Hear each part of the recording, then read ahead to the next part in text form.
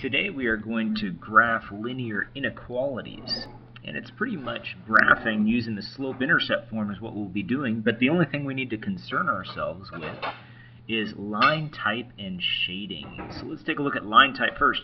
Line type represents the boundary between points that are solutions and points that are not. So what does that mean? Well, basically a line defines what points make a true solution when you plug in an input and you get an output. Those ordered pairs will end up making true statements. Well, inequalities, we have more than just the line itself. We have a region, either above or below, and the line type makes a difference too. Sometimes we go ahead and substitute numbers in an equation and we don't get a true statement, like 1 is greater than 1, which would not be true. So we use different types of lines to represent that case. For solid lines, they equal, and so the inequality signs that show something that equals would be one of these two, either a less than or equal to, or you could use a greater than or equal to. Now I'm reading from left to right as I read this off, so I'm reading from this side here as a number is less than or equal to, or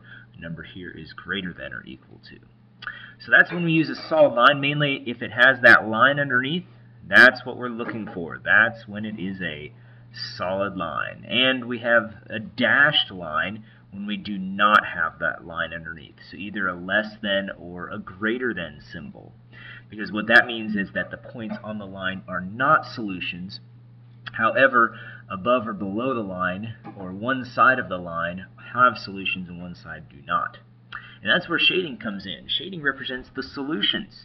So again, with a line, there's an infinite number of solutions, and with shading and inequality, we have even more, because we have the lines itself as possible solutions if it equals, like a less than or equal to or greater than or equal to, but also points on one side of the line or the other. So we shade above the line. Now I'm talking above when we're talking about the y-axis.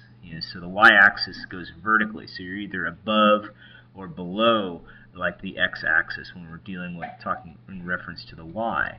And so it works this way. If it's a positive y, and it has to be a positive y, that's really important.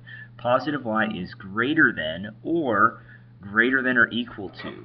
That means that the y values, y's are bigger. And so that's what greater than means. It means bigger y's. So basically you're higher up on that y-axis. So positive y's are up here. And so that's why we are going above. We shade above when y's are greater. Now, shading below, just the opposite. It's positive y is less, or less than or equal to.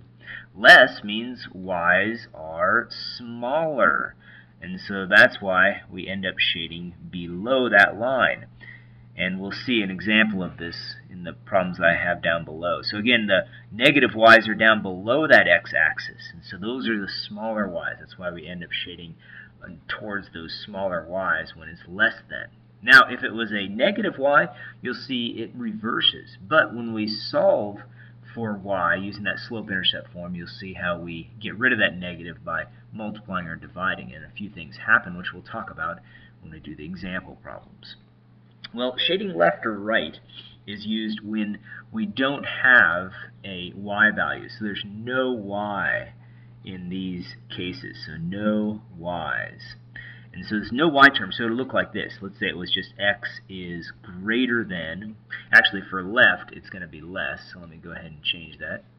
When for left it's going to be, there's no y's again, x is less or less than or equal to. So you shade to the left, so again it looks like this, when we're going towards the smaller x's. So the smaller x's are to the left, and that's why we end up shading to the left when it's less or less than or equal to. Now if it were right, again there's no y's. No y's in the term. It's just an x with an inequality sign and a number. It works this way. If x is greater than or equal to. Again, it works that way because the positive x's are to the right. And so the bigger x's are off in this direction, smaller x's over here. But when x has to be greater than, we go towards the bigger x's. So let's take a look at our example problems here. We've got one in which it's already in slope-intercept form. And you'll notice that on your first two problems that you do.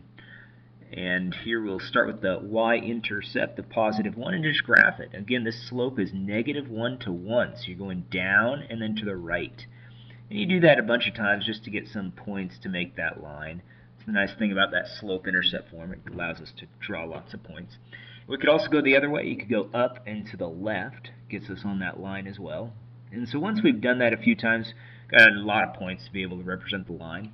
Now looking at the line type right here, you see how it's a less than or equal to. So less than or equal to means solid. So solid line. So we get to draw a line that goes all the way through those points.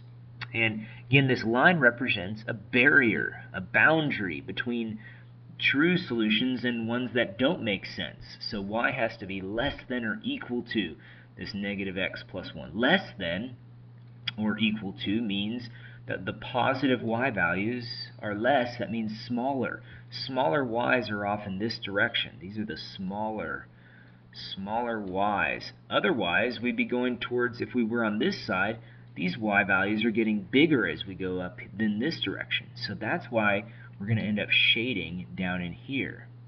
And I can prove that it works by just plugging in a point. So if I pick a point, like let's say I pick this point right here, 0, 0. That point there, 0, 0. It's an easy point to pick.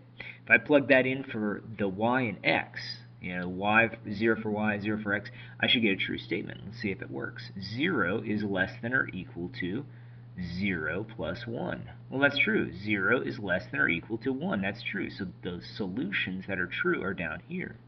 So the solutions up here would not work. So if I tried a point here, let's say this point, this is an easy one, 0, 3. So 0 and 3. This will not be a true solution.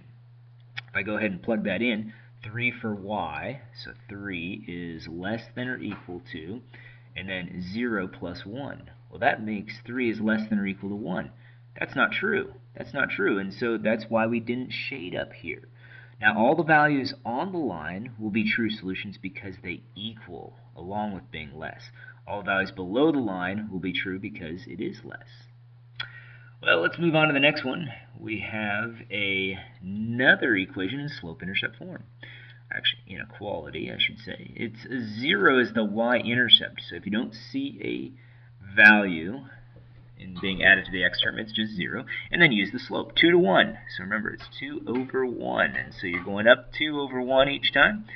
And get a bunch of points. Go down to left 1, gets you on that same line, and draw the line. Well, this time there's no line here, so that's why it's a dashed line. Now, it's a dashed line because those values on the line are not solutions because they don't equal. See, if we go ahead and plugged in a point on the line, the two numbers would equal each other, but they don't because it's not an equal to. It's just a y is greater than. So positive y greater than means you're going towards the bigger y's. Bigger y's are up here. Greater are bigger. See, these y values are getting bigger here. If we shade on this side, you see how the y values get smaller. So that's why we shade up here. And to prove that, just pick a point. I can pick this one right here, -1, -1. So that one right there. So if I put in a -1 for x and a -1 for y, -1 is greater than 2 times by -1. Well, a positive times a negative makes a negative. So -1 is greater than -2, and that's true. That's true. That's why we end up shading in that direction.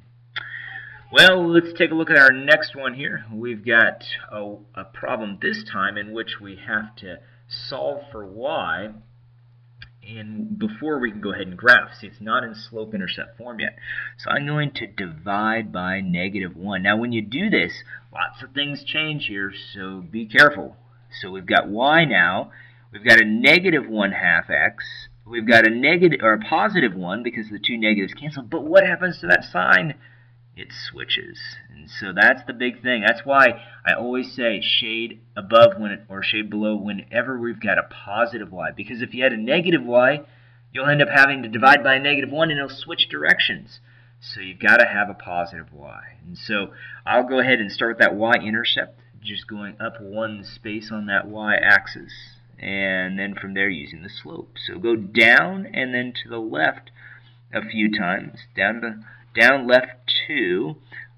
or I'm sorry, down right 2, down right 2, down right 2, or up and left 2 gets you to that line as well. And we have a dashed line here again because the line does not equal, but the line is less. So less, positive y now is less. That means smaller. So we want those smaller y's. And the reason it's smaller y is because it says it is. Y is less. Y is less than. Less means smaller, and these are the y values that are smaller, are down in this direction. These are bigger y's. That's why we would not want to shade there. And then we could go ahead and prove it again by just plugging in points. That would prove it. Well, let's try this next one again. Same sort of thing. Whenever you have that minus y, multiply or divide by a negative. It doesn't matter which one you do. So if I multiply by -1, it's the same thing as dividing. But you got to remember to switch that inequality sign.